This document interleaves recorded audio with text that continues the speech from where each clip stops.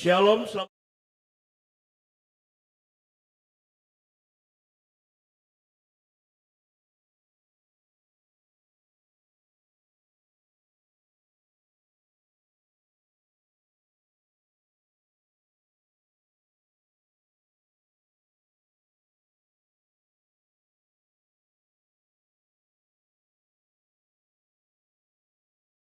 Sejahtera yang datang dari Tuhan.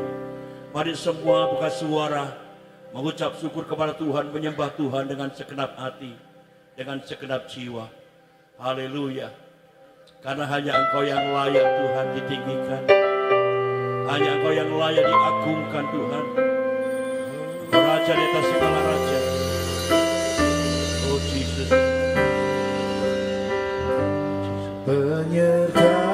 Penyertaan-Mu Tuhan, segalanya bagiku, hadirmu di hidupku, terutama bagiku. Penyertaan-Mu Tuhan, segalanya bagiku, hadirmu di hidupku, terutama bagiku.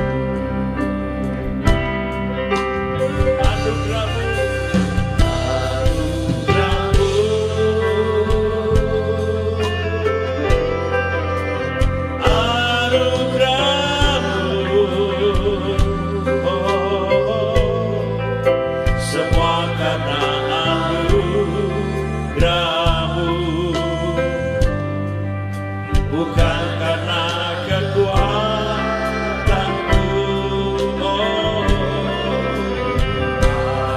Anugerah-Mu,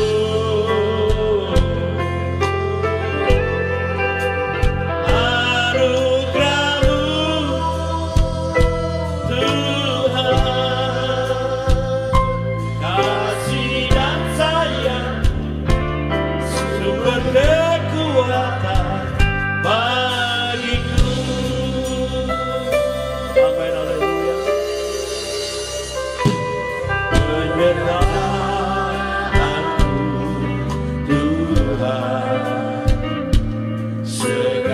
segalanya bagiku, hadirmu di hidupku, terutama bagiku. Anugerah-Mu,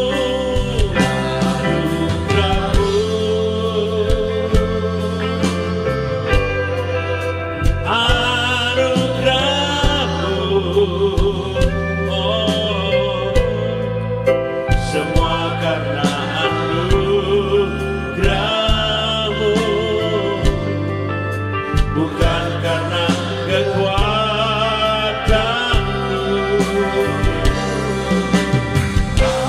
Anugerah-Mu,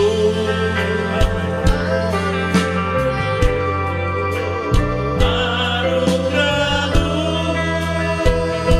Tuhan, kasih dan sayang, sumber kekuatan bagiku. mari semua menaikkan pujian saudara. Buka suara kita terbaik. Katakan penyertaan-Mu Tuhan, segalanya ya bagi, hadirmu di hidupku, terutama bagiku. amin, haleluya. Anugerah-Mu,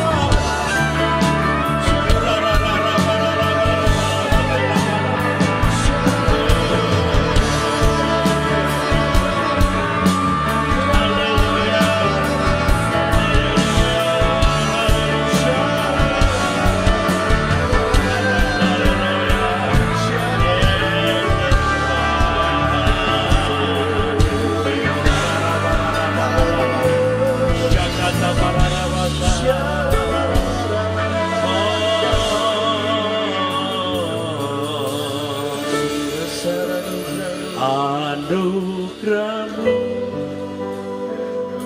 Amin. Anugerah-Mu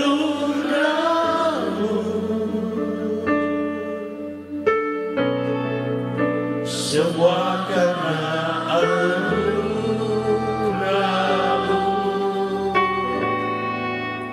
bukan karena kekuatanku. Sungguh dasar anugerah-Mu,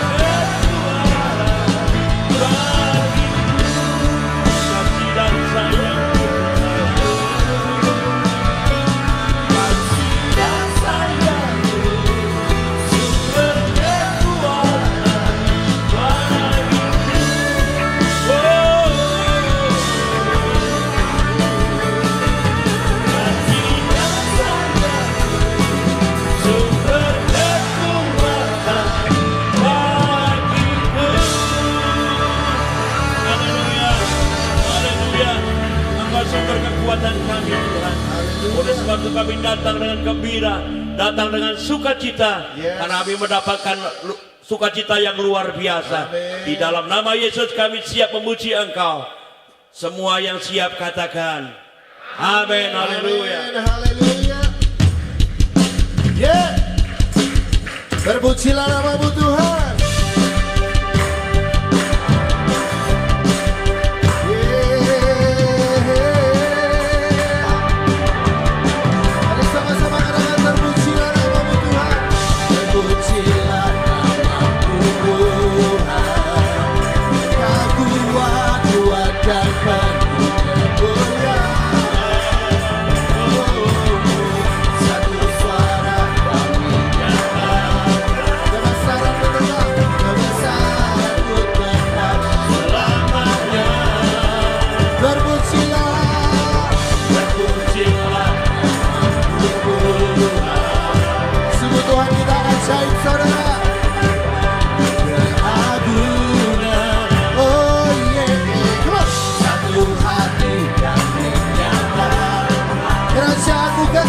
Kerajaanmu kekal selamanya.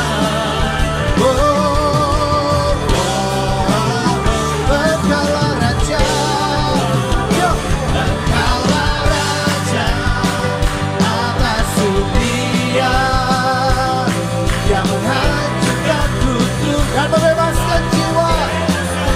Amin. Bersorak, bertepuk tangan. Engkau Tuhan percaya dan meminta untuk selamanya.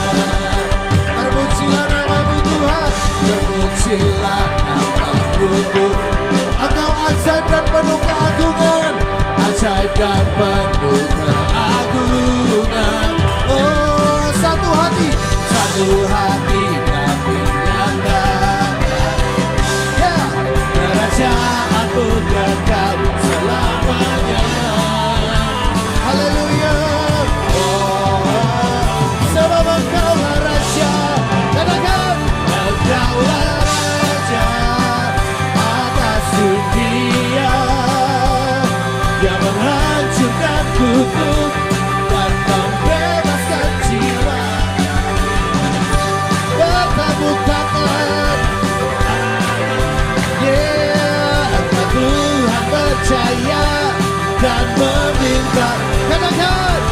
Engkaulah Raja atas dunia,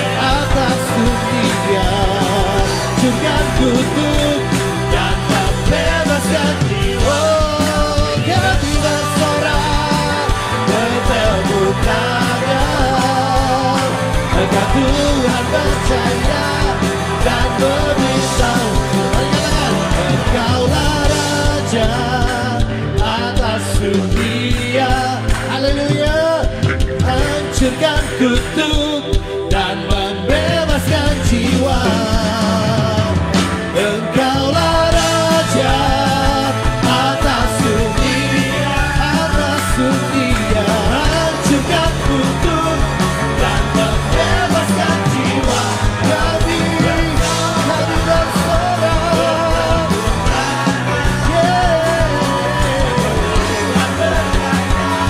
dan memberitahu Tuhan. Semoga Tuhan percaya dan memberitahu Tuhan. Semoga Tuhan percaya dan memberitahu Tuhan. Haleluya, haleluya. Berikan sorak-sorai meriah bagi Tuhan kita Yesus. Haleluya. Saudara percaya Tuhan kita perkasa, amin. Amin. Dialah pembela hidup kita. Apapun yang kita alami saat ini, tetap percaya Tuhan beserta dengan kita. Haleluya. Mari belajar sama-sama lagu baru, saudara. Go.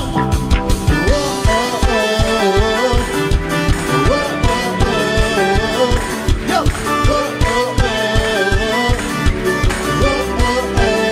Lagu saksikan. Lagu saksikan perbuatanmu dalam hidupku. Lagu buktikan betapa besar kuasa-Mu Tuhan. Dan kan ku nyatakan,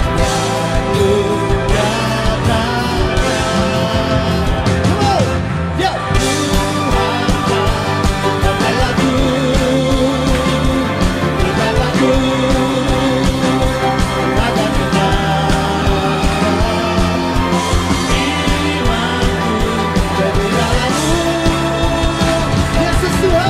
Yesus Tuhan Raja di pihakku. Yo. Yo. Haleluya. Aku saksikan kekuatan-Mu dalam hidupku. Lagu buktikan, betapa besar Engkau, kuasa-Mu Tuhan. Yang ku nyatakan, One, two, three, go. Belaku, amin. Betapa-Ku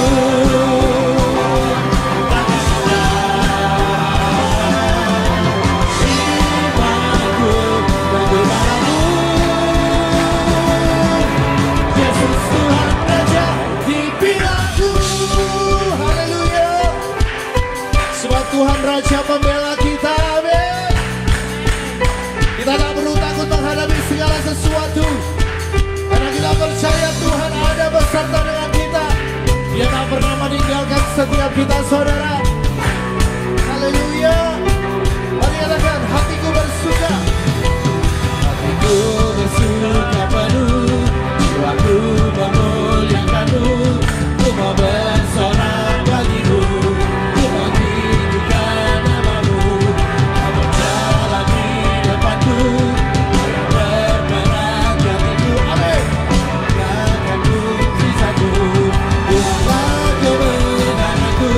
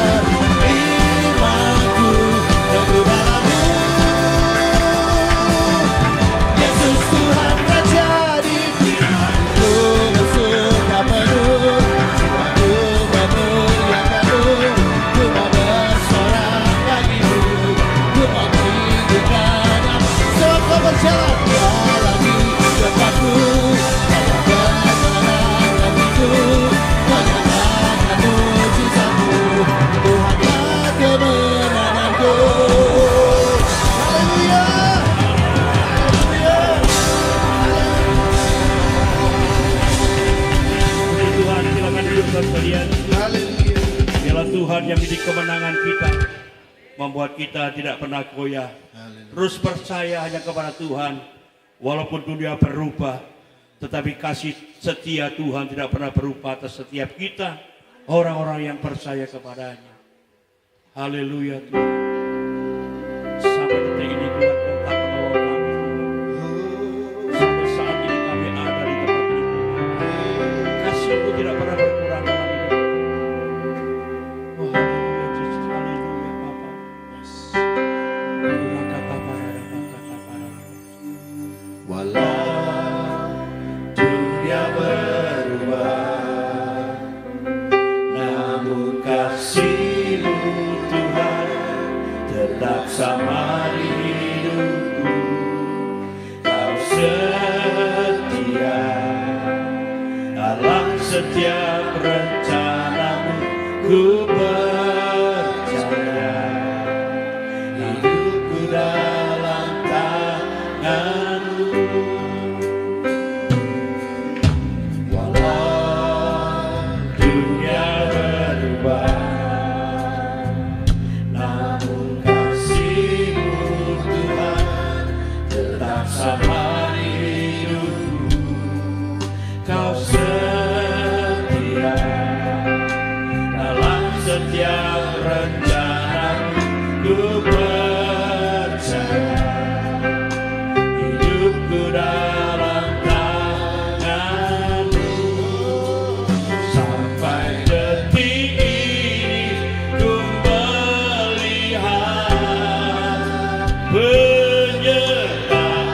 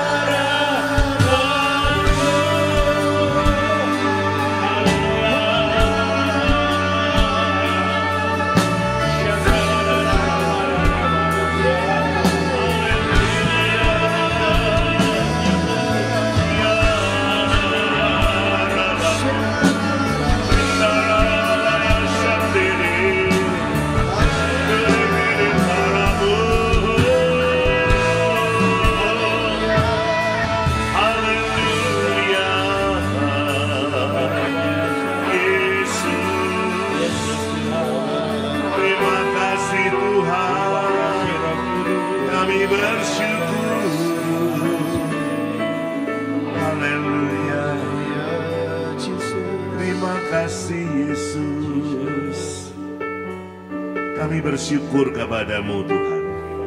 Engkau Bapa yang setia, yang selalu mengasihi kami dalam keadaan apapun sudah. Engkau tidak pernah meninggalkan kesetiaanmu kepada kami. Kami seringkali berbuat kesalahan di hadapanmu, tapi pengampunanmu tetap kau berikan kepada kami. Saat kami datang dengan kesungguhan hati, kami mau bertobat, kami mau berubah, dan Engkau yang memberikan kepada kami pengampunan yang sempurna. Terima kasih Tuhan Yesus. Pagi hari ini kami belajar firman-Mu. Jamah setiap kami dengan kuasa firman-Mu. Kami yakin Kau ada di sini bersama dengan kami. Karena firman-Mu berkata, 2 orang berseru atas nama-Mu Tuhan, Kau hadir di dalamnya. Kami percaya Kau ada di sini Tuhan. Biar hadirat-Mu kuat menguasai kami semuanya. Kami mau dengarkan firman-Mu dan kami percaya Roh Kudus yang menolong kami. Untuk kami mengerti, memahami firman Tuhan. Dan Roh Kudus yang memampukan kami untuk kami melakukan dalam kehidupan kami hari lepas hari. Terima kasih Tuhan, ibadah ini milik-Mu, kepunyaan-Mu, berkuasalah atasnya. Dalam nama Tuhan Yesus Kristus, kami sudah berdoa, kami mengucap syukur, dan kami sambut firman-Mu dengan sukacita. Dalam nama Tuhan Yesus Kristus yang siap menerima firman Tuhan, mari katakan bersama, amin. Silakan duduk kembali Bapak Ibu Saudara sekalian. Shalom. Belum kompak. Shalom. Puji Tuhan. Saya bersyukur, berterima kasih kepada Tuhan karena Tuhan memberikan kepercayaannya untuk menyampaikan firman Tuhan di tempat ini. Saya percaya setiap kita hari-hari ini sangat membutuhkan firman Tuhan lebih daripada yang lalu. Amin. Karena firman Tuhan berkata bahwa pada hari-hari terakhir akan datang masa yang sukar. Dan ini digenapi oleh Tuhan. Betul? Betul? Kok tidak ada yang ngomong? Betul? Memangnya semuanya nggak mengalami kesulitan hari-hari ini. Kata orang bukan hanya di kota tapi di daerah pun terimbas dengan perkara ini. Ya, tapi kita tidak perlu takut, saudara. Kata firman Tuhan, saya melihat ada 2 golongan manusia di dalam gereja Tuhan. Yang pertama adalah orang yang cuma mendengar firman, tapi tidak pernah melakukannya. Kata firman Tuhan, orang itu seperti mendirikan rumah di atas apa? Pasir. Kalau datang hujan, datang istilahnya banjir, datang apa? Badai, rumah itu akan roboh dan rusak. Tapi ada satu lagi orang yang mendengar firman, tapi dia menyimpan dalam hatinya dan melakukan dalam kehidupannya. Dia seperti orang yang membangun rumah di atas batu karang yang teguh. Apabila datang hujan, sama masalahnya. Ada hujan, ada apa? Banjir, ada badai, tapi rumah itu tidak roboh. Kenapa? Karena dibangun di atas dasar batu karang yang teguh. Siapa batu karang kita? Yesus. Jadi kalau saudara datang kepada Tuhan, dengar firman, gak hanya dengar. Tapi dalam hidup sehari-hari Anda melakukan firman, Anda akan jadi orang Kristen yang kuat dalam menghadapi apapun juga. Saya percaya gak ada manusia yang gak menghadapi masalah. Angkat tangannya, gak ada menghadapi masalah, angkat tangan. Coba, ada? Semua punya masalah? Betul. Masalahnya masing-masing berbeda bisa jadi. Masalah kesehatan, masalah keuangan, ya toh, masalah pekerjaan, masalah usaha, masalah dalam studinya, apapun juga pasti punya. Namanya orang masih hidup, betul? Betul? Yang mati pun punya masalah enggak? Punya. Kalau tidak dimakamkan bau, betul enggak? Jadi harus dikuburkan, punya masalah. Ya, waktu saya mau datang ke tempat ini, kira-kira 2 hari yang lalu, kakak saya dipanggil Tuhan di Malang. Ya, kami langsung sepakat sore itu berangkat sampai di Malang. Kita lihat wajah atau maaf tubuh daripada kakak saya itu sudah kaku, tapi wajahnya luar biasa. Gak ada kesedihan. Ya, dia menghadapi kematian pun dengan penuh sukacita. Orang kalau punya Yesus begitu. Setuju? Loh, aminnya kok pelan banget. Setuju? Coba lihat kanan kiri, jangan-jangan nggak punya Yesus sudah deh. Mungkin ketinggalan di rumah, ketinggalan di pasar, ketinggalan di toko. Kalau orang punya Yesus, saya beritahu, susah untuk susah. Hatinya penuh dengan apa? Sukacita yang luar biasa. Amin. Oke, kita akan belajar firman Tuhan, Kisah Rasul pasal yang pertama. Kita melihat firman ini. Ini yang seringkali didengung-dengungkan beberapa waktu yang lalu, tapi belakangan ini agak sepi ya tentang kebenaran ini. Kisah Rasul pasal yang pertama, ayat yang ke-11. Saya tidak khotbah tentang kenaikan Tuhan Yesus, tapi ada satu perkataan Tuhan yang begitu luar biasa perlu kita perhatikan lewat malaikat yang menyampaikannya. Ya, dikatakan, "Hei orang-orang Galilea," ayat 11 berkata begitu ya. "Dan berkatalah kepada mereka," yaitu malaikat itu, "Hei orang-orang Galilea." Lebih enak membaca di sini karena lebih besar, lebih jelas ya. Oke, dikatakan demikian. "Mengapakah kamu berdiri melihat ke langit? Yesus ini yang terangkat ke surga meninggalkan kamu," perhatikan kalimat ini penting, "akan apa? Datang kembali dengan cara yang sama seperti kamu melihat dia naik ke surga." Tema firman Tuhan pada hari ini mengingatkan kita, Yesus akan datang kembali. Ingat baik-baik. Bukan sebagai bayi. Kalau Yesus datang sebagai bayi, Anda seringkali nipu dia. Ya, tidak percaya contoh. Kalau mau Natalan bulan Desember, baik di rumah di gereja, itu pasti ada yang namanya pohon Natal, katanya. Katanya ya, sebutannya begitu. Saya nggak setuju, tapi katanya ya sudahlah. Pasti di bawahnya itu ada banyak bungkusan kado-kado yang bagus-bagus. Kertas kadonya maksudnya. Tapi dalamnya, loh kok sungkan ngomong, dalamnya? Kenapa? Karena Yesus masih lahir jadi bayi, gak bisa ngerti apa-apa. Coba kalau Woro yang lahir dalam kondisi dia baru lahir kasih kado, gak usah ada isinya, kasih kotaknya, ngerti dia? Gak ngerti. Paling cuma ngomong, gitu aja lah. Lapar, haus, mau buang air kecil, air besar, pasti nangis, cuma gitu aja. Tapi Yesus datang kembali, bukan sebagai bayi lagi. Amin. Ini yang perlu kita sadari, banyak gereja sekarang tidak mempersiapkan diri untuk kedatangan Tuhan.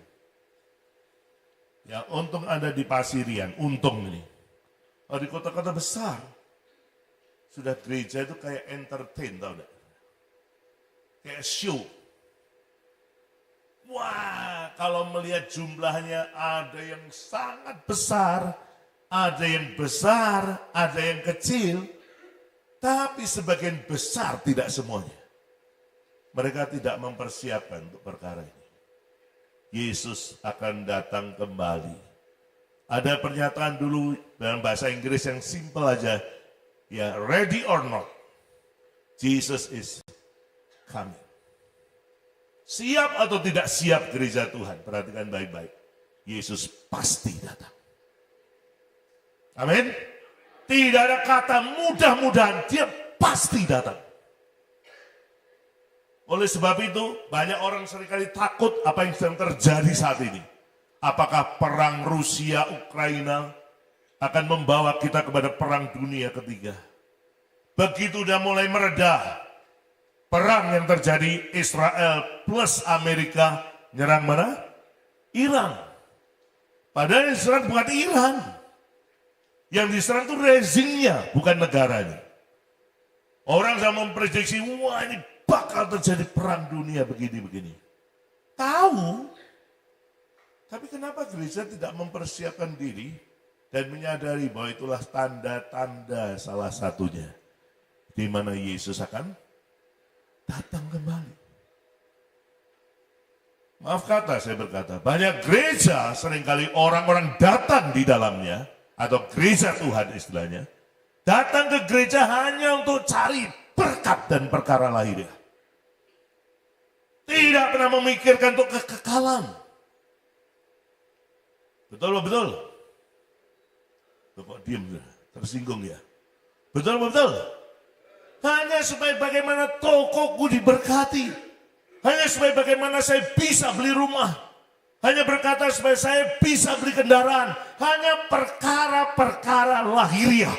Perkara-perkara jasmani. Padahal firman Tuhan berkata, itu semua adalah barang yang fana.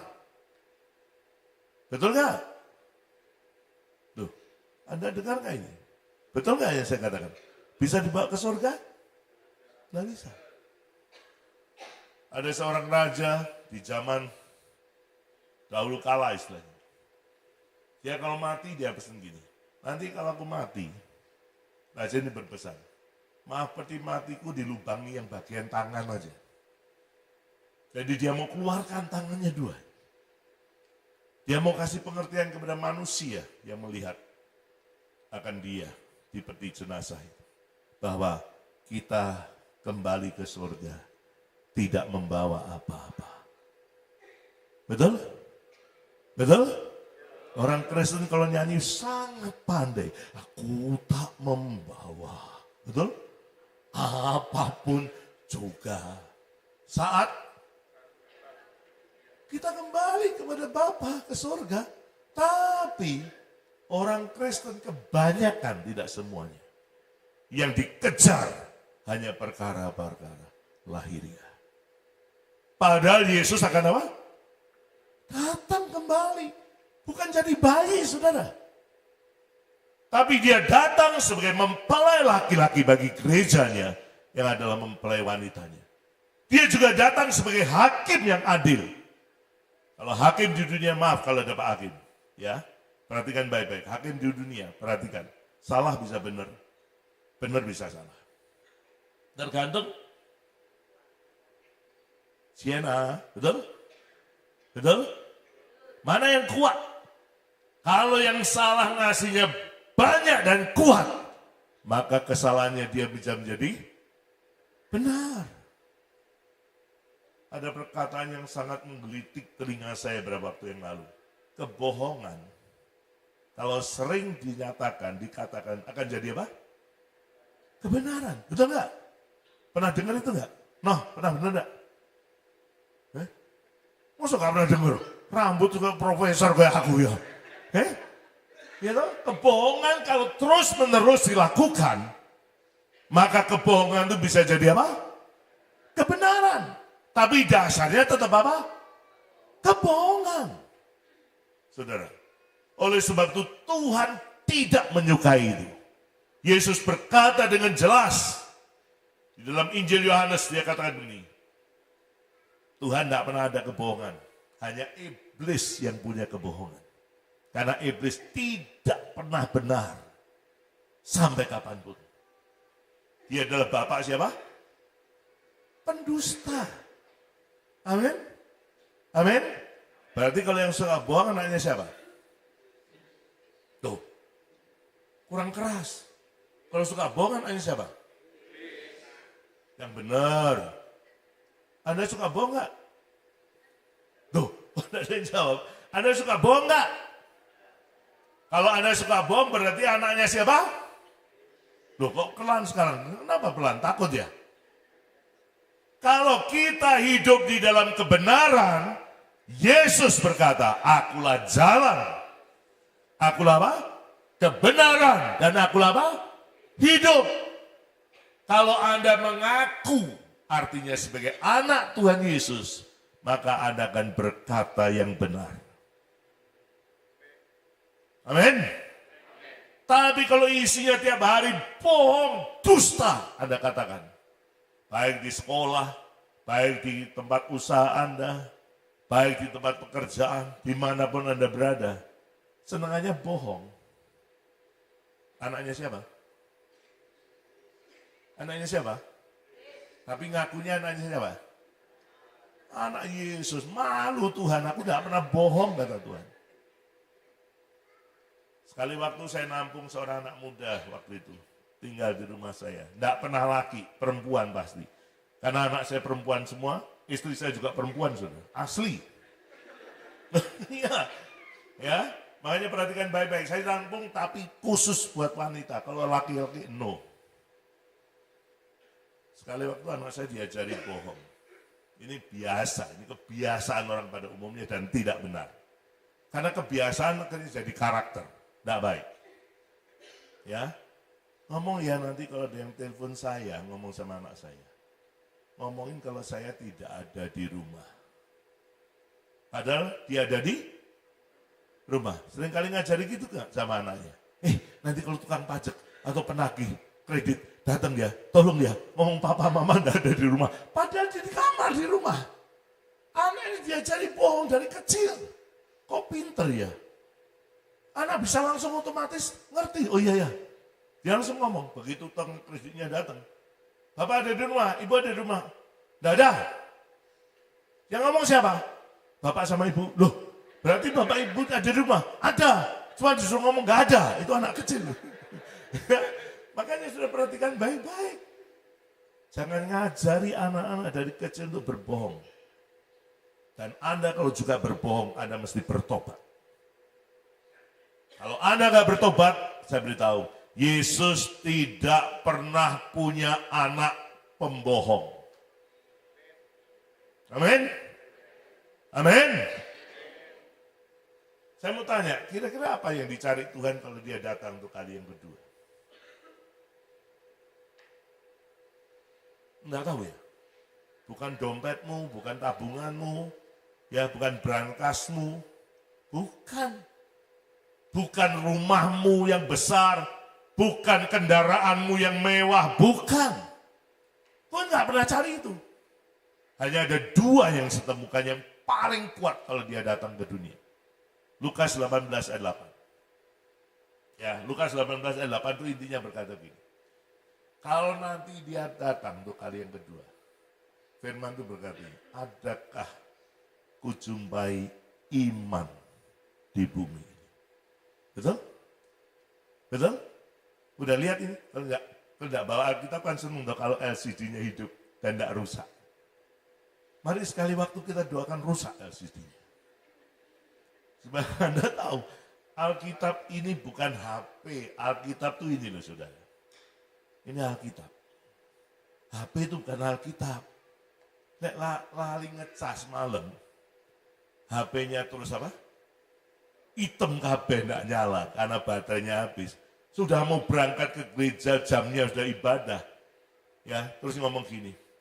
Gampang, nanti di gereja ada apa? Ada apa?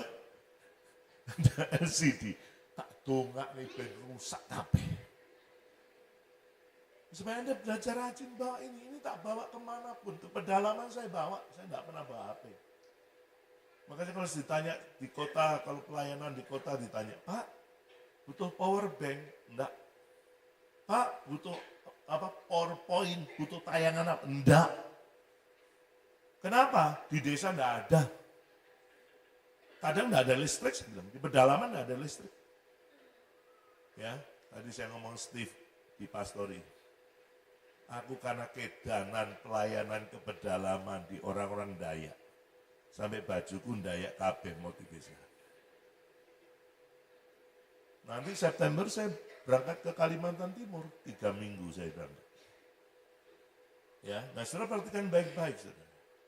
Kita bawa nyemplung yang Sungai Mahakam pun istilahnya kalau pelayanan. Atau ke Sungai Kapuas, ke sungai apapun di sana. Ora bakal hilang hurufnya. Betul nggak? Handphonemu kecemplung banyu, apalagi kejegur di Sungai Mahakam, mbok golek ora iso. Metu-metu awakmu jerone boyo. Karena tidak bisa dicari. Akhirnya butek. Sudah, tapi ini kemanapun saya bawa, ke pedalaman, pelayanan keluar Indonesia pun saya bawa. Abot, betul nggak? Betul nggak? Salah satu alasan kenapa Anda tidak membawa Alkitab Anda, kenapa handphone Anda, handphone saya bawa, saya taruh di meja itu. Karena handphone itu bisa hang. Betul nggak? laptop bisa hang.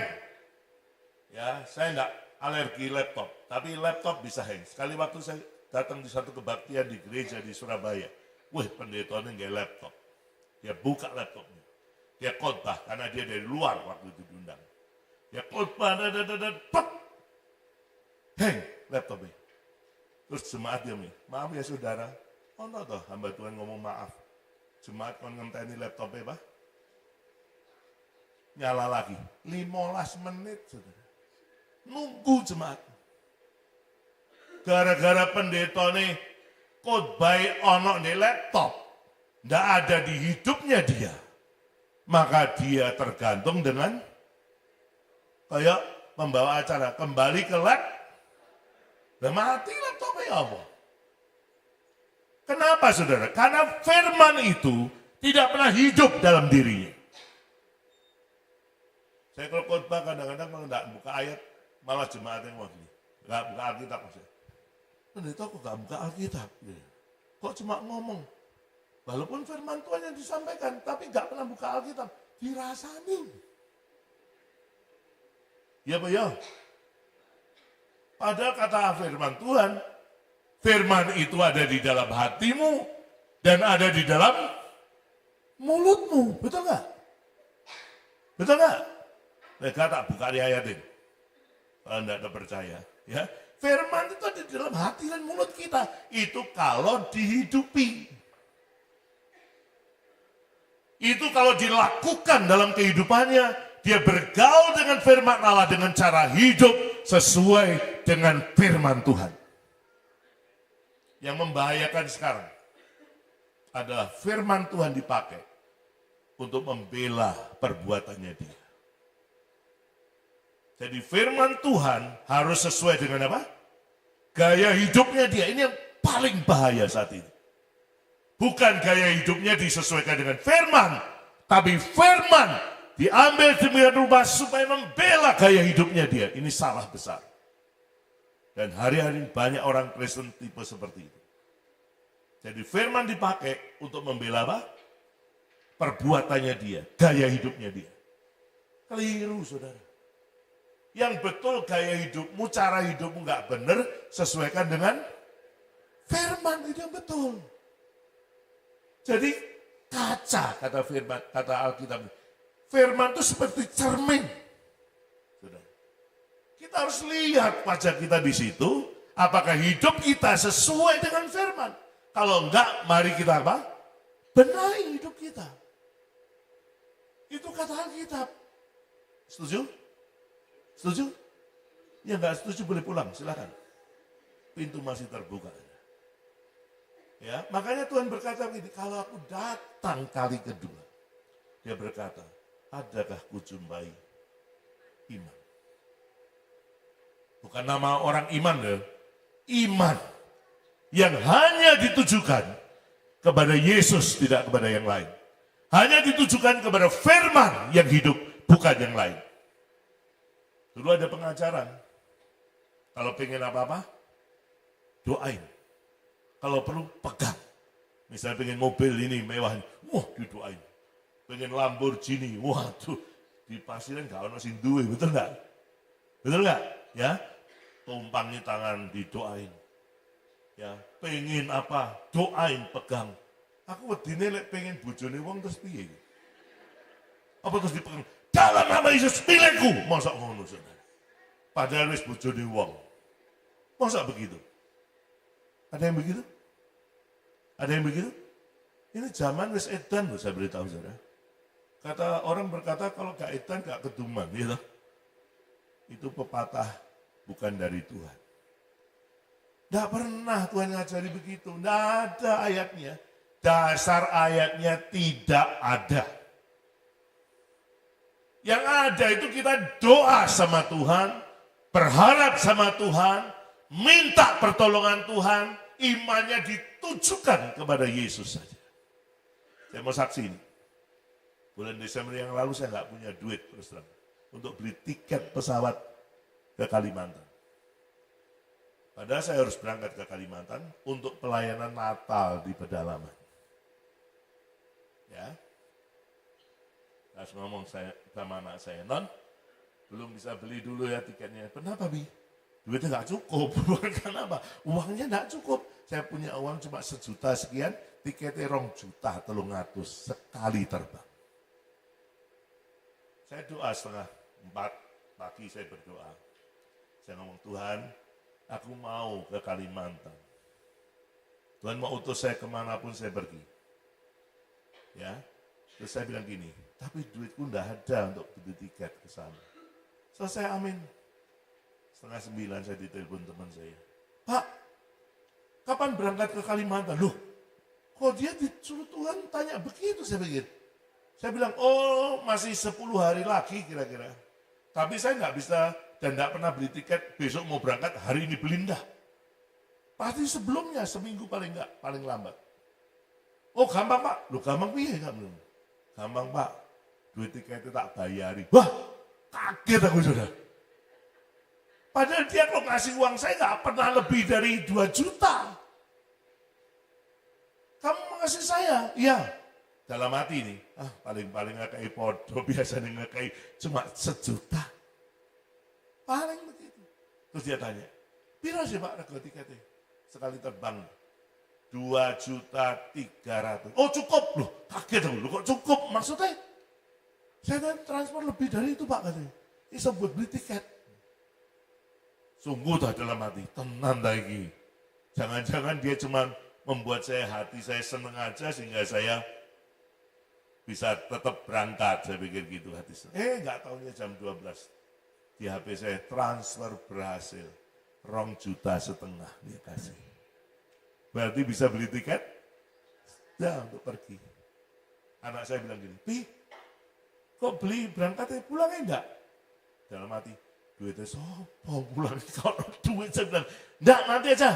Karena papi nanti pulangnya pun belum tahu tanggal berapa. Nanti lihat kalau sudah di Kalimantan, mereka jadwal sampai tanggal berapa, pastinya baru nanti pesan tiket. Sementara dari saya diberi Tuhan 2,5 juta lewat orang ini. Terus jalan sampai hari H. Ada orang transfer, Pak, ada berkat untuk pelayanan. Titik, 15 juta saya dikasih. Tapi langsung beli tiket Pak PB. Enggak, kenapa? Karena belum tahu jadwalnya tanggal berapa saya harus pulang. Jadi saya hanya tahu berangkatnya, pulangnya nggak tahu tanggal berapa Mas. Nanti tunggu sampai di Kalimantan Barat. Oke, anak saya berkata, baik Pi, Pak tunggu ya, tapi kabari ya tanggal berapa Pak Pi mau pesen tiket. Oke, di Kalimantan, di pedalaman loh, saya ono sinyal, ya tiba-tiba bunyi HP saya. Tak buka, loh ada transferan lagi, ternyata di pedalaman pun Tuhan tahu. Saya dikasih berkat lagi. Akhirnya saya bilang, puji Tuhan, terima kasih Tuhan. Begitu teman saya menetapkan tanggal saya balik. Baru saya ngomong anak saya, non, tanggal sekian Papi balik. Pesawat pertama paling pagi dari Pontianak ke Juanda. Nanti Papi berangkat dari tempat itu jam 1 subuh. Papi naik travel berangkat ke sana. Saudara, Tuhan itu luar biasa. Amin. Amin. Saya tidak pernah minta sama siapapun, tidak pernah. Walaupun ada orang-orang yang memang punya saudara saya, tapi saya tidak pernah minta. 1 rupiah pun tidak pernah minta. Sebab sejak saya terima panggilan Tuhan tahun 81 yang lalu, saya ngomong sama Tuhan, Tuhan, saya kerja sama Engkau. Berarti yang gaji siapa? Yang tanggung jawab siapa? Tuhan. Jadi kalau ada apa-apa ngomong sama siapa? Halo? Ngomong be siapa? Ngomong mbek dulurmu dinyek kowe. Ngomong mbek kancamu direndahkan Anda. Jarene Yesusmu hebat. Lah kok utang? Lah kok nyileh, betul enggak? Saya kalau apa-apa ngomong sama Tuhan. Ngomong sama anak bisa? Bisa. Anak saya udah kerja semua, orang bilang, "Ah, enak Pak, anaknya kerja kabeh, pasti Bapak dapat berkat Tuhan." Ora. Anakku ora pernah ngekei sarepes pun bukan karena dia jahat, karena dia punya iman yang besar kepada Tuhan. Dia berkata, Tuhan ini Bapakku, sik sanggup ngopeni Bapakku. Ingat baik-baik ya, imannya harus ditujukan kepada siapa? Yesus, jangan yang lain. Jangan berharap kepada yang lain, kata firman Tuhan, terkutuklah orang yang mengandalkan manusia. Betul nggak? Tapi berbahagialah orang yang mengandalkan siapa? Tuhan. Ingat baik-baik saudara, hari-hari sangat parah sekali. Karena saya lihat bahwa kemajuan teknologi begitu luar biasa. Itu sudah ditulis dalam kitab Daniel. Coba perhatikan, nggak percaya. Kita lihat kitab Daniel pasal yang ke-12 ayat 4. Tayangin aja, kali ini diampunilah. Tayangin di LCD. Ya, perhatikan baik-baik. Tetapi engkau Daniel, sembunyikanlah segala firman itu dan meteraikanlah kitab itu sampai pada akhir zaman. Banyak orang akan menyelidikinya dan apa? Pengetahuan akan apa? Bertambah akhir zaman. Jangan heran, teknologi begitu luar biasa dalam segala bidang. Baik kedokteran, ya, baik dalam bangunan Islam, baik dalam mesin-mesin apapun. Makanya sekarang Indonesia lagi kemasukan mobil tanpa bensin bahan bakar, hanya dengan colokan apa? Listrik. Ya, di Surabaya banyak itu, Wuling, ada BYD, ada yang lain. Dipamerin, modelnya bagus-bagus, nggak usah beli bahan bakar yang mahal katanya, apalagi Pertamax naiknya luar biasa, betul nggak? Halo? Ya, padahal yang naik cuma Pertamax loh, tapi di demo di mana-mana. Katanya mobil listrik lebih hemat awalnya. Pajaknya murah awalnya. Betul? Betul? Anda percaya kalau bakal dinaikkan pajaknya? Bahkan mungkin sudah naik sekarang. Makanya perhatikan baik-baik saudara. Pengetahuan akan bertambah. Itu tujuannya salah satunya. Supaya orang tidak beriman kepada Tuhan. Tapi orang berharap kepada kemajuan teknologi pada pengetahuan. Pada tulis 1 Korintus 8 ayat 1 dikatakan begini. Pengetahuan apapun juga membuat orang menjadi sumbing. Coba baca. 1 Korintus 8 ayat yang pertama. Ditayangkan aja. Perhatikan kalimat ini. Ini bicara tentang persembahan berhala, tapi untuk semua bidang pengetahuannya. Dikatakan demikian. Tentang daging persembahan berhala kita tahu. Kita semua mempunyai pengetahuan. Pengetahuan yang demikian membuat orang menjadi sumbing. Betul nggak? Sombong. Nggak percaya. Anda paling susah itu menginjili orang yang pintar dengan banyak pengetahuan. Salah satunya. Selain banyak apa? Duit orang kaya. Paling susah. Saya nginjili orang paling susah cuma 2 hal. Ya, yang secara kelihatan itu uang pintar, ambil uang apa? Sugih. Jangan ngomong uang Kristen juga angel, paling angel itu malahan, bukan cuma angel, paling angel. Kenapa? Mbok khotbahi, mbok omong nih, dia tambah apa? Khotbahi kamu. Wah, karena harus ngerti firman. Saya bilang itu tidak sulit, itu paling sulit. Kata Alkitab. Itu seperti orang dikatakan babi kembali kepada kubangannya. Dan anjing kembali pada muntahnya. Ada tahu muntah? Pernah muntah, dikeluarin, dimakan lagi? Pasti gini. Jijik. Orang Kristen banyak gitu. Udah ngerti kebenaran, penuh Roh Kudus, kembali berbuat yang gak benar. Gue injili, gue diinjili balik, tak percaya jalan. Aku les bolak balik menghadapi orang begini. Makanya perhatikan baik-baik ini.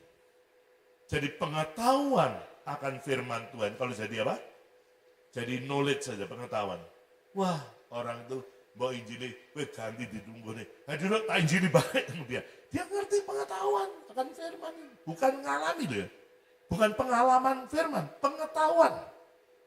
Banyak sekarang orang belajar teologi, tapi bukan karena panggilan. tapi pengen ngisi otaknya dengan apa?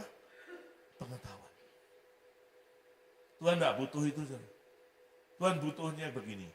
Kamu dengar firman kata Yakobus 1 ayat 22. Jadilah pelaku-pelaku firman. Bukan jadi pengetahuan. Anda kok tegang rasanya? Berarti banyak orang pinter yang gede kerasa gue ya. Sing khotbah sing goblok dewe ya. Anda pinter we. Orang penuh dengan pengetahuan buat dia sombong. Saudara. Membuat orang jadi gak bisa percaya kepada Tuhan. Misalnya dalam hal medis. Oh, enggak usah doa. Udah ada zamannya doa. Sekarang alat-alat kesehatan canggih luar biasa. Cancer enggak perlu lagi dioperasi. Di China udah ada alat yang bisa menyembuhkan cancer katanya. Itu cuma katanya, betul nggak? Tapi firman Tuhan berkata, kalau Anda doa dalam nama Yesus dengan sungguh-sungguh, tidak ada yang mustahil bagi Anda. Amin? Amin?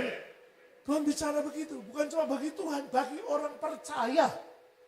Tidak ada yang mustahil. Makanya prinsip saya pribadi dengan Tuhan.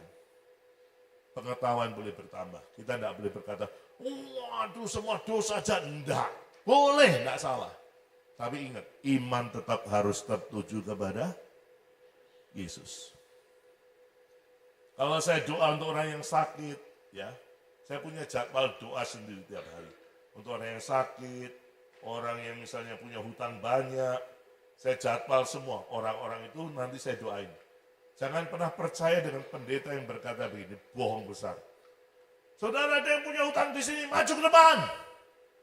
Saya akan berdoa supaya hutang Anda lunas. Pendeta goblok gitu. Oh enak hutang didoain lunas. Kabeh pengen apa? Pengen didoain, kerja.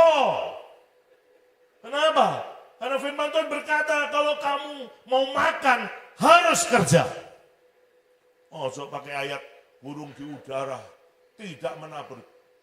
Edian saudara. Itu kalau Anda sudah tidak bisa bekerja. Betul enggak? Tapi kalau Anda masih bisa bekerja, tapi M-A-L-A-S, apa itu? Males. Yojo gaya ayatiku saudara. Oh bunga di padang, tidak meminta. Oh dihiasi Tuhan begitu elok. Dan orang Kristen malas tak tutup. Kerja. Supaya kamu menghasilkan sesuatu, betul gak? Nah dari hasil yang kamu dapatkan, bisa kamu sisihkan untuk nyaur utang. Sampai ono pendeta ngomong undangan aku. Tak temonani. Aku pengen roh. Utangnya pirang miliar didoakan lunas pengen roh. Gak bakal. Sampai dunia bolak-balik, jungkir balik, dia pun gak akan terbayar. Mesti apa? Kerja. Amin. Hei pemalas, dengar firman ini. Tidak ada ayat burung di udara kalau kamu males. Nggak ada ayat bunga di padang. Nggak ada. Yang ada 1 Tesalonika atau 2 Tesalonika yang berkata, kalau kamu mau makan harus apa? Kerja. Halo? Kalau ada orang males datang ke rumah saya dan ngomong, Pak, boleh saya deketi anak Bapak? Pergi dong, Pak, usir bang. Oh males loh, mau males itu kode benalu. Kayak parasit. Isanya cuma apa? Nemplek. Urip gak urip tergantung sih ditempleki sapa. Nek pengen ditempleki gampang, lungonya ngene nggon-nggon sing angker-angker tuh sini. Ditempleki kowe tenan ya. Sampai nanti bisa ngomong ndak karu-karuan ya kan ono tempelane. Makanya sudah perhatikan, iman ditujukan kepada Yesus, jangan kepada manusia. Ini kesaksian hidup yang saya alami dengan Tuhan sekian tahun saya melayani, 45 tahun saya melayani. Saya melihat satu pun dia tidak pernah mengecewakan saya. Amin? Amin? Saya melayani Tuhan sudah 45 tahun sejak tahun 81 yang lalu. Dan saya melihat dia tidak pernah berbuat curang sedikit pun. Dan dia nggak pernah berdusta sekalipun. Karena dia bukan manusia, sehingga dia berdusta. Anak saya dua-duanya lulus kuliah. Predikatnya cum laude semuanya, dua-duanya. Siapa ngomong anak pendeta mesti hoflok. Salah. Anak pendeta malah harus apa? Pinter. Anak orang Kristen harus apa? Pinter. Ojo dia. Nah, gak usah belajar doa. Wong semboyan itu ora et labora. Nek kon doa atau ora bahasa Latinnya. Ya ora iso, ya ora munggah, ya ora lulus, betul gak? Betul? Karena kon doa terus. Anak saya nggak pernah saya suruh doa, non, besok ulang aja. Ya, doa non, enggak. Belajar. Kamu harus belajar supaya besok bisa menghadapi ujian itu. Kalau kamu sudah belajar dan kamu nggak bisa, jangan lupakan Tuhan dalam segala hal. Amin. Amin. Ngomong pasiran saya nggak percaya gitu saya. Ya. Anak saya diberkati Tuhan luar biasa. Saudara. Saya lihat dia kuliahnya lancar, gak pernah nunggak. Gak pernah ngendon di satu semester, enggak. Semuanya L artinya apa? Lulus. Dan saya lihat nilainya bukan cuma C, A, paling rendah B. Kalau dia lulus cum laude berarti dia di atas rata-rata BK-nya. Betul? Betul? Bukan saya, Tuhan. Tuhan dengan dia. Makanya kalau beriman sama siapa? Tuhan Yesus. Tapi kewajiban tetap harus dikerjakan. Anda harus kerja, kalau Anda pelajar atau mahasiswa, Anda harus belajar. Itu yang tugas saudara. Kalau Anda mengerjakan bagian Anda, saya beritahu, Tuhan mengerjakan bagiannya. Setuju? Yang kedua, apa yang dia cari kalau dia datang ke dunia? 1 Tesalonika 5, ayat yang ke-23. Coba tayangkan di LCD. 1 Tesalonika 5 ayat 23. Semoga Allah damai sejahtera menguduskan kamu seluruhnya. Dan semoga roh, jiwa, dan tubuhmu terpelihara apa? Sempurna dengan tak bercacat pada kedatangan Yesus Kristus Tuhan kita. Saya mau tanya dulu, siapa di sini kalau ada pakaian kotor dicampurkan jadi satu dengan pakaian yang bersih? Ada? Pakaian kotor ditumpuk jadi satu dengan pakaian yang bersih. Iku jenenge nek ono iku jenenge wong edan. Tahu enggak? Ya, piring bersih dicampur sama piring kotor, dijadikan satu, dirak begitu. Iku jenenge wong edan. Nggak ada ceritanya. Barang bersih dicampur dengan barang kotor, itu nggak ada. Oleh sebab itu, kalau dikatakan dalam 1 Petrus 1 ayat 16, tolong tayangan, biar tahu. 1 Petrus 1 ayat 16 dulu. Ya, tolong ditayangkan. Oke? Dikatakan apa? Sebab ada tertulis. Apa itu? Bukan kudus ya. Apa? Kuduslah kamu, sebab kata Tuhan, aku kudus. Nah gitu, wong Kristen itu di ngomong ini gitu, gak iso, gitu. Gak iso, gak mungkin.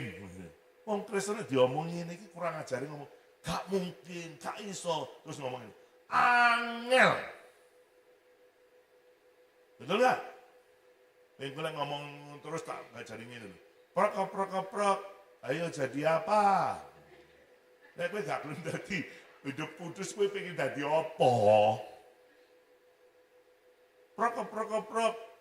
Tolong ya, ayo mau jadi apa? Anda enggak mau kudus? Anda enggak mau kudus? Loh, om pasien enggak belum kudus loh. Mau kudus enggak? Sing bener. Gak ngomong angel, gak mungkin, gak iso, gak ngomong gitu. Lihat ayat 15, tolong tanya ayat 15, 1 Petrus 1 ayat 15, perhatikan ini. Ini luar biasa ayat ini. 1 Petrus 1 ayat 15. atasnya. Tadi kan 16 ini, yang 15. Tetapi hendaklah kamu menjadi kudus di dalam apa? Sebagian seluruh hidupmu. Ini perhatikan kata-kata ini. Seluruh, bukan sebagian. Ya, seluruh hidupmu sama seperti siapa? Dia. Siapa dia? Yesus. Amin. Amin. Dikatakan yang kudus yang telah memanggil kamu. Jadi kita kalau ngomong kita ini anak Tuhan, anak Yesus, Yesus itu kudus, bukan kudisen. Dia itu kudus. Kalau Anda anaknya, Anda harus apa? Kudus baru bisa kumpul di surga. Makanya saya bilang tadi, kalau pakaian kotor dicampur dengan pakaian bersih, orang itu pasti wong edan. Marganya wong. Wong edan. Betul? Betul? Sampai Anda makan bar mangan terus mbok taruh sendok ambek piringmu yang rak sing bersih-bersih sana piringnya sama sendoknya. Anda punya marga wong. Wong apa? Wong edan. Betul? Betul? Makanya saya beritahu. Jadi kalau Yesus datang kali yang kedua, kita harus menyongsongnya dalam kondisi yang tidak bercacat celah. Coba perhatikan baik-baik, saya ngomong ini, supaya gak loro hati, aku ngomong Feling ya wis. Ya, Feling itu mau didatangi sama Steve sebagai mempelai perempuannya Feling, dan Steve sebagai mempelai laki-laki. Hari ini, Steve mau datang jemput dia jadi pengantinnya. Dinikahkan dalam pernikahan kudus. Saya mau tanya, Feling saya dasteran? Waktu jemput Feling masih dasteran? Isik main apa? Ayo lompat yuk, lempar, masih engkle. Steve kasih doh. Karena bojone habis dijemput calonnya itu ora siap. Ngerti mas saya? Saya punya anak kerjanya make up artist. Ya, dia ngomong sama saya gini, kalau suaminya pas juga kerja sebagai fotografer, karena berangkatnya sama-sama paginya, tapi anak saya biasa lebih pagi. Karena dia harus make up dulu. Nggak promo loh ya, nggak promo. Gak jolok, gak apa-apa, aku cuma ngomong. Yang pernah nyanyi di sini, dia kerjaannya make up artist. Kalau dia ngomong gini, Pi, besok bisa hantar, Pi. Loh kenapa suamimu? Dia juga kerja, Pi. Jam 4 baru berangkat. Lah kamu? Jam 1:30 bisa, Pi. Subuh. Untuk make up siapa? Make up siapa? Calon pengantinnya, calon pengapitnya, mamahnya bisa jadi. Jadi kabeh disiapno semua. Nanti kalau pada hari atau waktunya ditentukan, ada temu pengantin. Bukan kayak di desa ya, mantene teko, gelar apa? Kloso, klosone bedah dan macam-macam. Bukan begitu. Iku lek woro lah niku. Ya. Nah, saya percaya pihak pengantin wanita pasti mempersiapkan diri. Dipacai, didandani supaya kelihatan rapi, bersih dan maaf kata ayu. So sampai mantene wedok ganteng. Bahaya LGBT. Ya, saya percaya pasti. Feeling begitu, oh hari ini akan nikah, tanggal sekian, bulan sekian. Dia pasti dandan. Dulu saya waktu mau menikah istri saya aja berkata begini. Dari pihak salonnya berkata, Pih, aku mesti datang 2 bulan sebelumnya. Kenapa? Mau dirawat dulu wajah ini. Supaya tidak ada gunung berapi. Maksudnya bersih, kalau jerawat dan sebagainya. Supaya bersih. Jadi dipersiapkan, Anda juga begitu dengan saya, amin. Amin. Kita ini mempelai wanitanya. Harus mempersiapkan diri mau dibersihkan oleh firman Tuhan. Apa kata firman Tuhan? Jangan berkata begini. Pendeta ini khotbah misalnya. Kenceng keras. Anda berkata ini. Oh ngerasani aku. Wah ini masih diorder pendeta ini. Aku diserang ini. Duh, sing nyerang lu sopo? Aku gak bawa stand gun. Gak bawa loh. Gak mau nuklir. Gak mau rudal loh. Itu karena Tuhan mau bersihkan kita. Setuju? Setuju? Karena Anda dan saya adalah calon pengantin wanitanya. Dan Yesus mempelai apa? Laki-lakinya. Didandani. Anda perhatikan dalam Yohanes 15, itu bagus sekali ya. Kalau ada ranting yang berbuah diapakan? Diapakan? Kalau ada ranting yang berbuah diapakan? Dibersihkan. Itu firman-Nya. Supaya apa? Makin banyak buahnya. Itu firman Tuhan. Jadi kalau Anda terima firman yang keras buat Anda, ojo ngomong ini, wah pendetanya sentimen ya. Wah, berarti Anda tidak mau dibentuk. Wah, ini mesti diomongi pendetanya tentang aku gini-gini. Kau nasi ngomongi. Amin. Aku mau kati persiapan ini, aku mau sing ono yang ndur mejaku cuma jajanan. Tidak ada persiapan di order. Kalau sampai Pak Steve order saya, nanti khotbah ini minta uang. Khotbah Dewi aku tak mulai. Nah, saya jauh-jauh dari Surabaya ke sini untuk nyampein firman Tuhan. Kalau di order sama pendetanya, saya suruh dia yang khotbah. Pernah terjadi Pak? Sering. Sering saya. Sekali waktu saya mau khotbah di kota Malang. Satu gereja, saya mau khotbah firman Tuhan. Pendetanya nyedei. Pak, nanti khotbah ini Pak ya. Khotbah ini ya Pak ya. Pinter deh. Khotbah ini Pak, aku gak persiapan khotbah itu. Aku mau gini, Pak, khotbah Pak. Loh, Bapak yang diundang. Ya, tapi kan Bapak yang mau supaya khotbah itu. Khotbah Pak, aku tak mulai. Pemenang Surabaya malah kan deket lah, aku tak mulai. Saya kan gak suka kalau ada orang berkata, Pak, mau nyampein firman khotbah ini ya. Jangankan pendeta gede yang Surabaya ngomong, Pak, nanti khotbah tentang pertobatan ya Pak. Aku ngomong ini, Pak, nek kon pertobatan terus ke awal kebenaran firman, kapan tumbuh jemaat? Enggak. Kalau Bapak mau tetap khotbah pertobatan, khotbah aku tak mulai. Lebih baik saya pulang di rumah. Ya semua apa di order, kon khotbah ini. Saya enggak mau. Kalau Tuhan yang order, baru saya mau. Amin. Makanya kalau saya ngomong, kalau enggak disuruh Tuhan saya enggak ngomong. Saudara. Bukan karena, wah gila khotbah senengnya suwe. Dudu aku yang pengen Tuhan yang mau bicara sama Anda dengan jelas. Nah aku gelem 5 menit mulai. Kenapa saudara? Nah, ini joknya teman saya. Khotbah perlu suwe-suwe serah manusia. Ini jok ya, jok itu guyonannya. Kenapa? Khotbah suwe, khotbah sudut persembahannya podo jadi. Wah kurang ajar ya bikin. Itu orang yang melayani karena melihat petanya aja. Saya enggak. Kamu kayak ya wis urusan mbak Tuhan. Tuh, kalau saya ke pedalaman kayak apa? Amin. Amin. Oh, jangan bengong loh. Kalau saya di pedalaman, mereka mau kasih ya puji Tuhan, enggak kasih ya puji Tuhan. Urusan mbak Tuhan. Bukan sama saya. Saya enggak pernah peduli.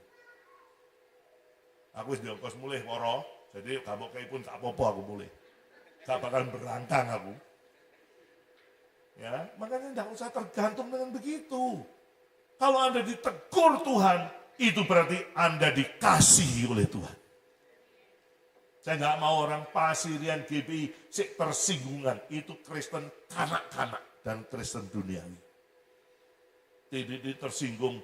Itu berarti luka belum sembuh. Amin. Ada luka belum sembuh, kesenggol titik apa? Sambatan, loro. Tapi kalau luka sudah sembuh, kering, masih mbok tutup, mbok apa ya tetap gak loro dia. Karena sudah pulih. Amin. Oleh sebab itu kalau Tuhan sedang bekerja untuk kita. Dia sedang menguliti kita istilahnya. Dia sedang membersihkan kita. Belajarlah berkata, mari Tuhan, silakan. Karena aku percaya, Engkau sedang mempersiapkan saya sebagai mempelai wanitamu. Karena Engkau akan datang untuk kali yang kedua. Nah, pertanyaannya begini. Ini pertanyaan seringkali wong Kristen ini pertanyaan begini. Iso gak?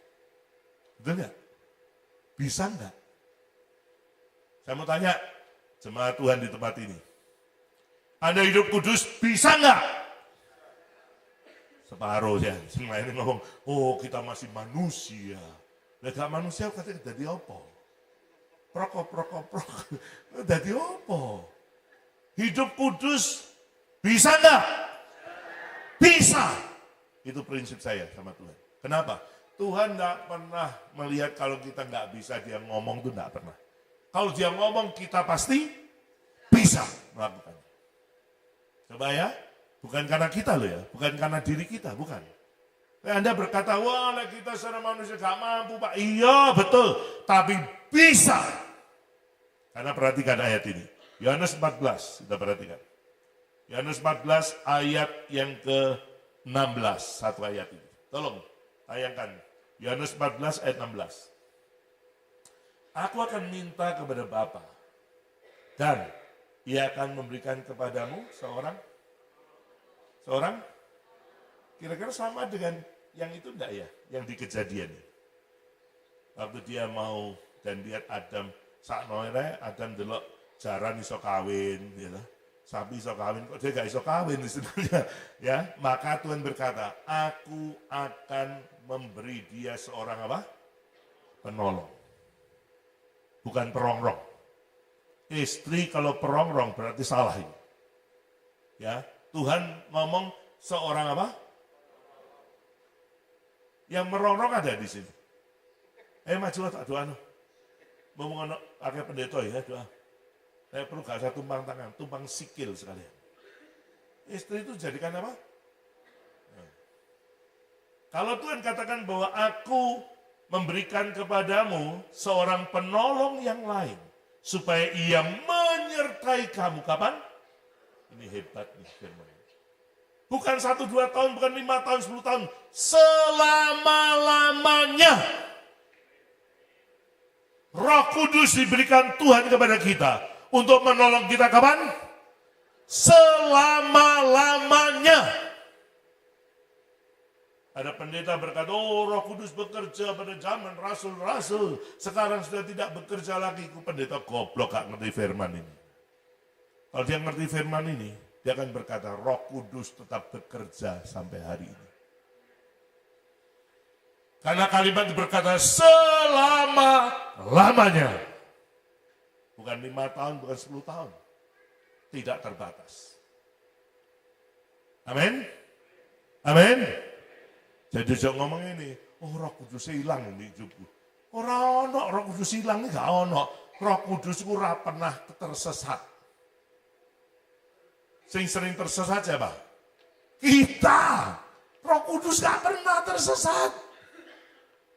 Wah, Roh Kudusnya dia hilang. Dede lakukan jalan dia, keliru deh. Mestinya dia gak pernah keliru. Roh Kudus tidak pernah berbuat salah. Setuju? Saya mau tanya dulu. Di gereja Tuhan tempat ini, Lek. Tuhan Yesus terangkat ke surga, terus pencurahan Roh Kudus. Ono enggak 10 hari doa untuk kepenuhan Roh Kudus? Ada enggak di sini? Ada? Hah? Mari ngono wis ya, 10 dina wis mari bar, mari ngono gak ono neh. Stop. Kenapa? Tutup. Roh Kudus wis tutup, Tuhan Yesus prakteknya tutup. Engko tahun depan 10 neh baru buka prakteknya. Iku jenenge pame margane wong edan. Bukan begitu. Roh Kudus tiap hari.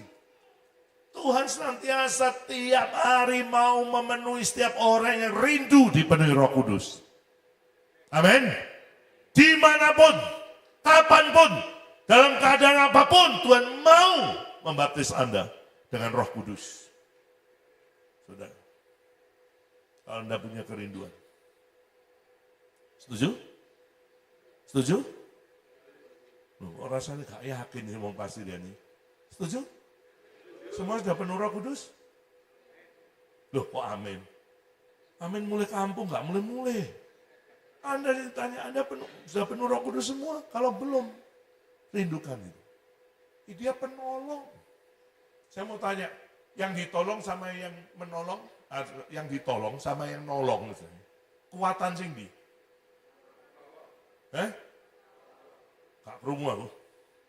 Sing ditolong, ya toh, penolongnya kuat mana? Berarti suami istri, siapa sing lebih kuat? Loh kok roh? Sebab Tuhan menciptakan seorang apa? Penolong. Tapi jok kurang ajar be bojomu. Walaupun Anda seorang penolong lebih kuat, delok nggak percaya di Alkitab yang ngomong soal keluarga ya, delok mesti ini. Hai istri-istri, apa? Tanduklah suamimu. Apa? Tunduklah. Yang mana yang betul? Tanduklah apa tunduklah? Kok pura-pura gak ngerti, cok wedi. Masih sing itu jahat ngomong terus terang. Saya mau tanya. Halo, jangan jadi sitkom suami-suami takut istri lo ya. Ojo. Tunduk apa tanduk? Gak jelas sih. Antara tunduk dan tanduk. Tunduk apa tanduk? Tunduk, bukan tanduk. Dan selalu dalam Alkitab, kalau bicara soal keluarga, kenapa disebut istri dulu, bukan suami? Anda harus tahu. Saya mempelajari firman Tuhan, saya bertanya, Tuhan, kenapa tiap kali bicara keluarga, kok mesti ngomongnya, hai istri-istri? Gak pernah, hai suami-suami, gak pernah. Selalu dimulai, hai istri-istri, gak percaya. Baca Alkitab dengan benar. Leka sampai ngerti itu. Wah, lihatan si Mandor ini. Panggilannya apa? Mandor ya. Iku pelajari Alkitab sampai entek rambutnya. Dia tetap percaya bahwa istri harus apa? Tunduk. Itu bicara authority. Tunduk beda dengan taat. Anda bisa boleh tidak taat sama suami kalau suami menyatakan sesuatu yang tidak benar. Betul? Betul? Misalnya suami ngomong, Bu, jegur sumur, Bu. Lah apa jegur sumur? Itu kan gak benar. Bu, nyemplung jurang, Bu. Gak benar itu. Bu, tolong ya, 2-3 tombok nomor, togel. Judi online sekarang. Wah, gak benar itu. Itu boleh Anda tidak taat, tapi tunduk, perhatikan. Harus. Tidak bisa tidak. Karena itu bicara soal otoritas. Dalam satu keluarga, suamilah kepalanya. Istri ada di bawahnya suami. Mana ada bangunan rumah, tiang itu ada di atasnya atap. Saya mau tanya, mau apa itu? Jadi rumah bangunan, atapnya di bawah, tiangnya di atasnya atap. Mau apa itu? Mau apa itu? Mau rusak itu, betul nggak? Makanya kalau istri mau jadi penguasa di keluarga, harusnya suami yang jadi penguasa, dalam arti pimpinan. Pasti rumah tangganya hancur.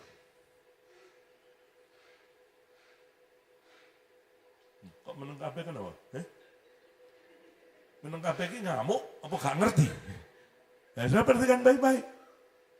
Jadi kalau Anda dalam satu rumah tangga, suami mbok lecehkan, tidak kamu hargai, tidak memegang tongkat otoriti, rumah tanggamu hancur.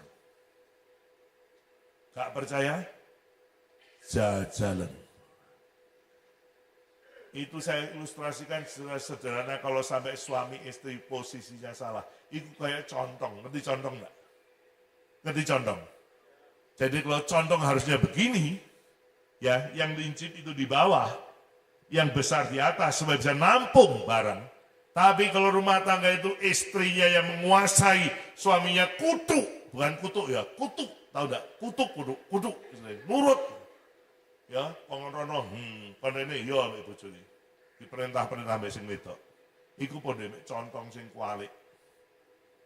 Lincipe di atas, yang besar di bawah. Mbok kaya apa pun tidak akan bisa tertampung. Makanya periksa baik-baik. Kalau keluargamu, hidup rumah tanggamu, kok berkat angel ya, kok merucut terus ya, deloken contongnya kualik ora. Amin. Amin. Nek condongnya bener pasti nambung berkat. Nek condongnya nggak bener pasti nggak nambung berkat. Itu aja. Kata Gus Dur almarhum, gitu aja kok repot, ya? Gampang, praktis. Makanya perhatikan baik-baik, ingat firman ini. Anda harus dalam posisi yang benar. Ya, hidup dengan benar. Amin. Jangan menyalahi firman. Saya rindu jemaat Tuhan di tempat ini, jemaat yang tunduk kepada firman Tuhan secara penuh. Nek wong Jawa ngomong ojo neko-neko. Sudah, hiduplah sesuai dengan firman. Saat firman menguliti saudara, membersihkan saudara, berkata, ya Tuhan, terima kasih. Kalau Anda tidak dibentuk, Anda tidak bisa memasyurkan Tuhan. Amin. Amin.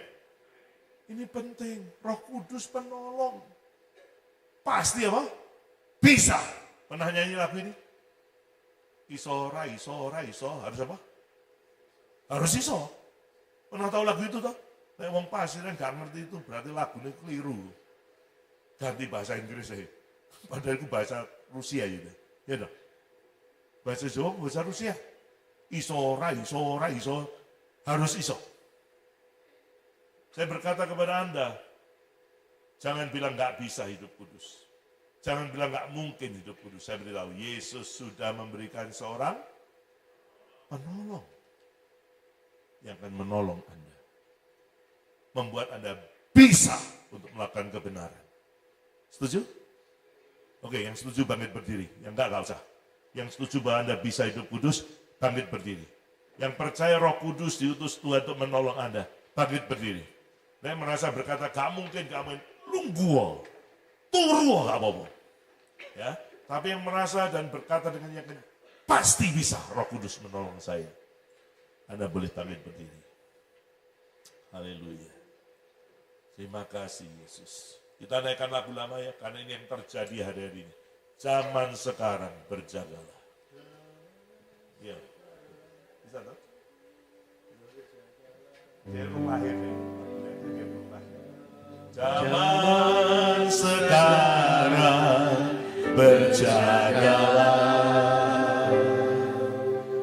Lihat dunia bergelora.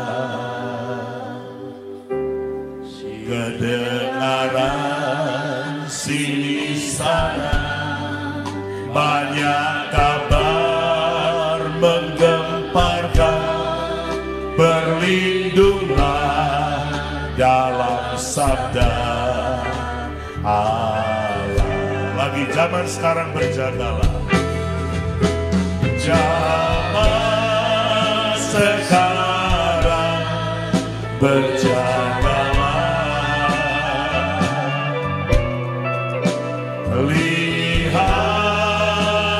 dunia bergelora.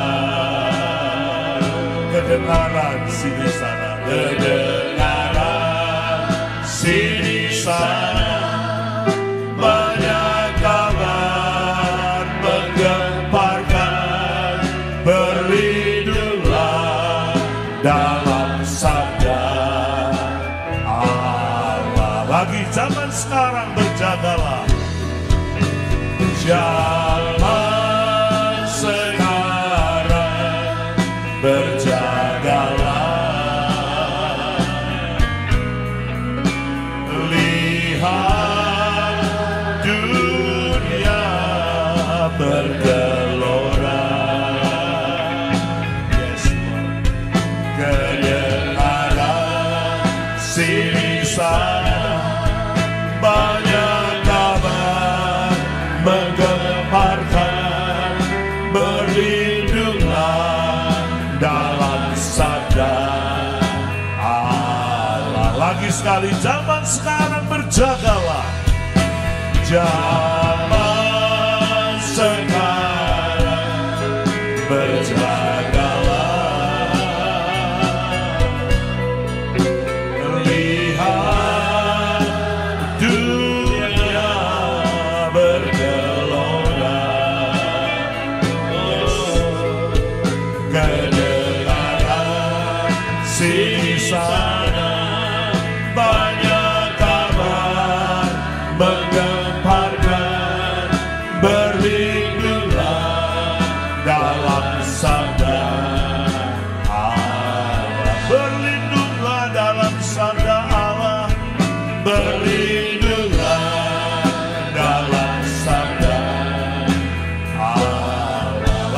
Mari berlindunglah, berlindunglah dalam sabda Allah. Saudara, ini kebenaran yang Tuhan suruh kita mendengarkannya. Dia suruh saya menyampaikan kepada saudara.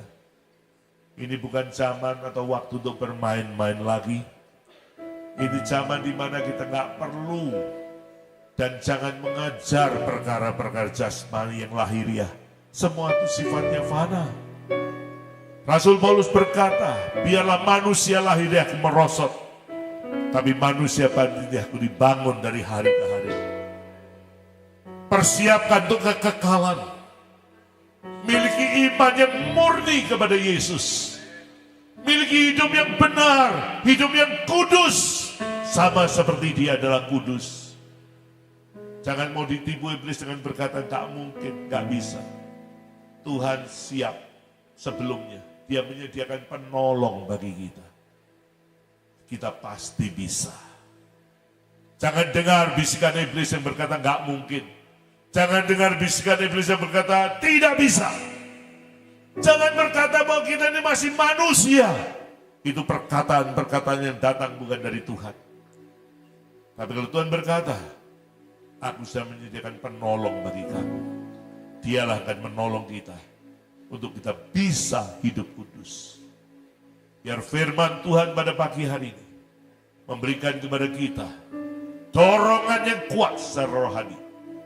Kita mau mempersiapkan hidup kita untuk kekekalan. Karena kita percaya bahwa kita kembali ke surga, kita nggak bawa apa-apa, saudara. Bukan harta benda, bukan kekayaan, tapi kita membawa karakter yang benar, karakter yang kudus, karakter dari Yesus Kristus Tuhan kita. Kita mau ditegur, kita mau diselidik, kita mau dinasehati, kita mau firman Tuhan menerangi jalan hidup kita. Supaya iman kita tetap murni kepada Tuhan. Terima kasih Bapa di surga untuk firman yang Kau sampaikan. Untuk kabar baik buat kami semuanya. Karena kami tahu Kau sangat mengasihi kami. Sebab itu Kau mengingatkan kami. Supaya kami benar-benar sebagai gereja Tuhan, sebagai jemaat Tuhan, sebagai mempelai wanita-Mu, kami sungguh-sungguh mempersiapkan hidup untuk kekekalan. Itulah hidup yang sebenarnya. Karena hidup di dunia ini hanya sementara. Yang kami hidupi saat ini hanya sementara. Tapi hidup yang akan datang bersama Engkau dalam surga-Mu yang mulia, itulah kekekalan, itulah arti hidup yang sebenarnya. Terima kasih Tuhan Yesus, meteraikan firman-Mu dan setiap roh hati kami. Kami percaya Roh Kudus Sang Penolong itu pasti memampukan kami untuk hidup dalam kebenaran firman Tuhan. Hamba-Mu sudah berhenti berbicara. Tuhan sempurnakan firman ini dalam setiap pribadi kami. Hidupkan firman dalam setiap pribadi kami. Segala puji, hormat, kemuliaan hanya bagi Engkau saja, Yesus Kristus Tuhan kami. Setiap kita yang percaya diberkati firman Allah dan mau hidup sesuai dengan firman Tuhan ini, mari katakan bersama-sama, amin. Tepuk tangan untuk Tuhan Yesus sebelum duduk. Amin. Tuhan Yesus memberkati kita semuanya. Puji Tuhan.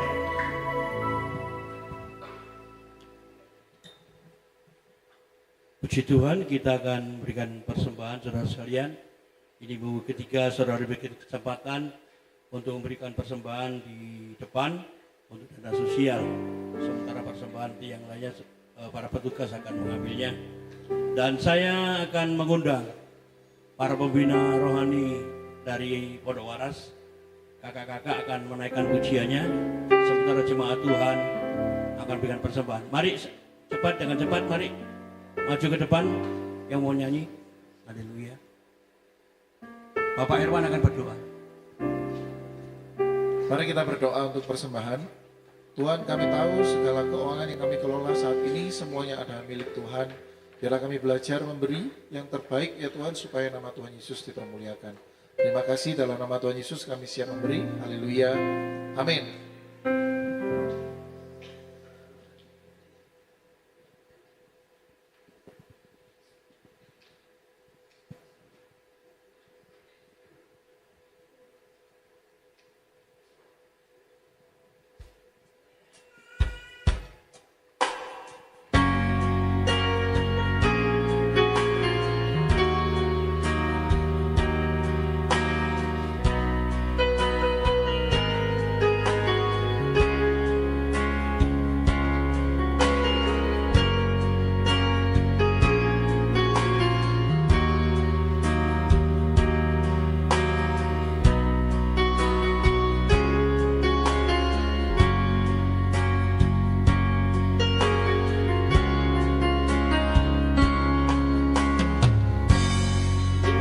tak jauh dari Yesus.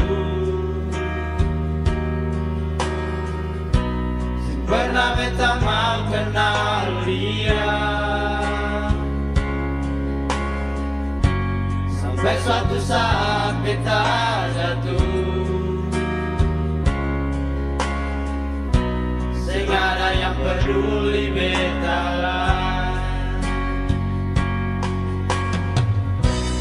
Pas saudara gas tinggal beta, Bapa mama mau buang beta, berpun teman baik benci beta. Oh, tapi Tuhan Yesus angkat beta. Dia bilang beta miliknya, dan kasihnya dia rangkul beta pun hidup. Karena bagi dia beta terlalu berharga.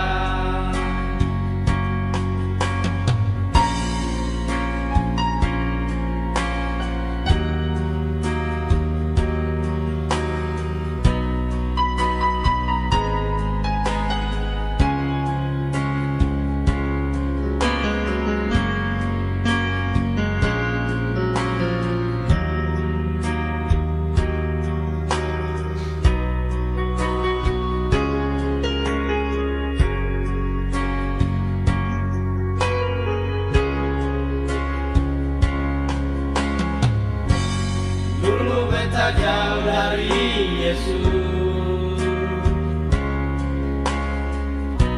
sebenarnya beta mau kenal dia, sampai suatu saat beta jatuh. Sehingga ada yang peduli beta lah.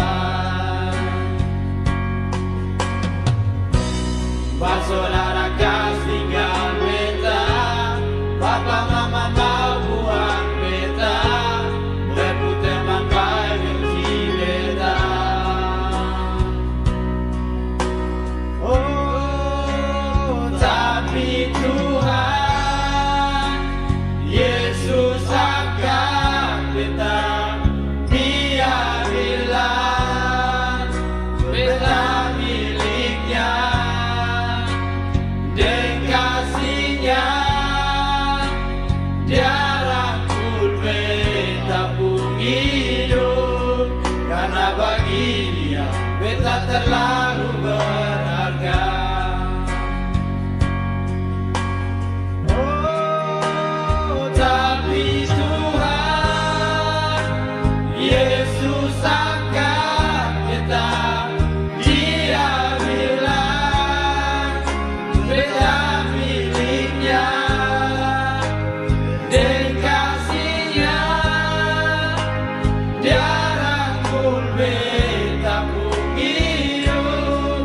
Karena bagi dia beta terlalu berharga. Karena bagi dia beta terlalu berharga. Karena bagi dia beta terlalu berharga.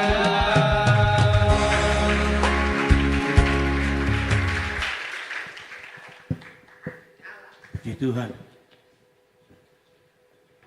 Berikutnya nanti Bapak Yamson sama Bapak Lili Goli akan tampil beraya minggu depan.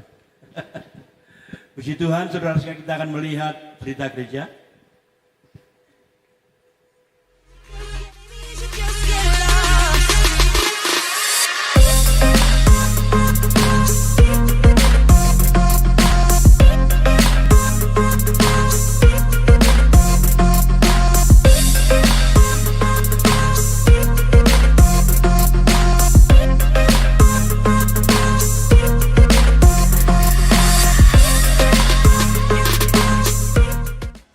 Siapkan hati kalian buat dibentuk di Youth Camp 2026. Tahun ini kita mengusung tema Light Shining in the Darkness. Bersiaplah untuk mengalami perjumpaan rohani yang seru pada tanggal 29 sampai 30 Juni 2026 bertempat di Gaga Arum. Cuma dengan 100.000 aja, kalian bakal dapat vibes baru yang positif dan dikuatkan kembali secara rohani. So, don't miss it. Buruan ajak teman-teman kalian dan langsung daftar sekarang. Join us!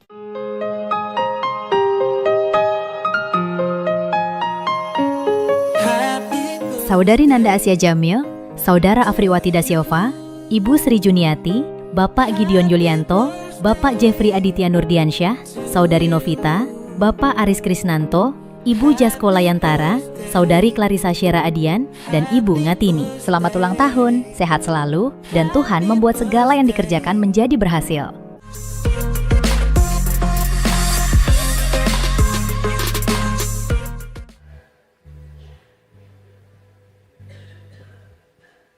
Kakak tadi bisa maju lagi ya? Silakan ya. Mari maju. Para pembina tadi. Ayo, yang nyanyi ayo, tadi ayo. disuruh ke depan sama Bapak Sip.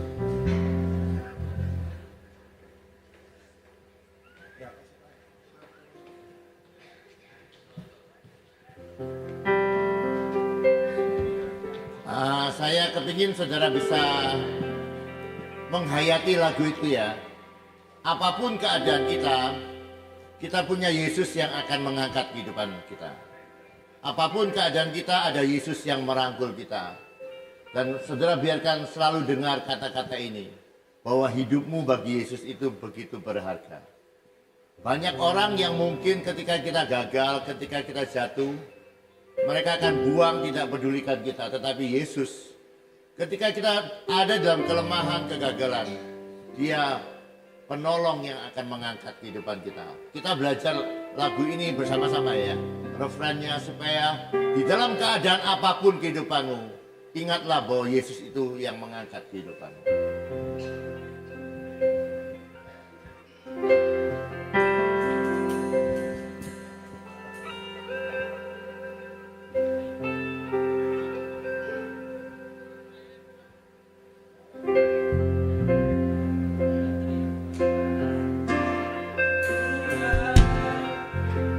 Yesus angkat kita, Dia bilang kita miliknya,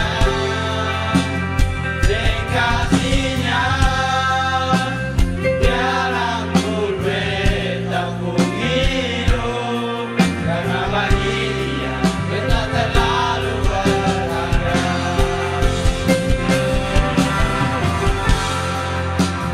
Yesus angkat kita, Dia bilang beta miliknya, dengan kasihnya Dia rangkul beta pun hidup, karena bagi Dia beta terlalu berharga.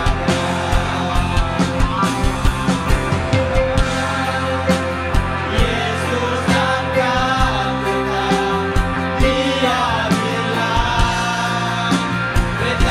miliknya, dengan kasihnya Dia rangkul beta pun hidup, karena bagi Dia beta terlalu berharga. Karena bagi Dia beta terlalu berharga. Karena bagi Dia beta terlalu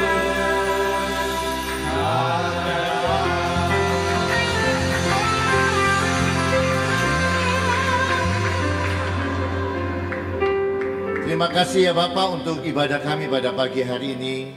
Kami boleh menikmati hadirat-Mu, mendengarkan isi hati-Mu. Kami boleh memuji, menyembah Engkau. Kami percaya janji-Mu, siapa saja yang datang kepada Engkau akan pulang dengan upah. Kami percaya Engkau menyembuhkan yang sakit, membebaskan yang terbelenggu, dan biarkan kami pulang dengan berkat-berkat daripada-Mu. Mari angkat tanganmu, demikianlah firman Tuhan yang tidak pernah gagal. Tuhan memberkati engkau dan melindungi engkau. Tuhan menyinari kau dengan wajahnya dan memberikan kau kasih karunia. Tuhan menghadapkan wajahnya kepadamu dan memberikan engkau damai sejahtera. Yang percaya terima berkat dan berkatan. Amin. Selamat pulang, Tuhan memberkati.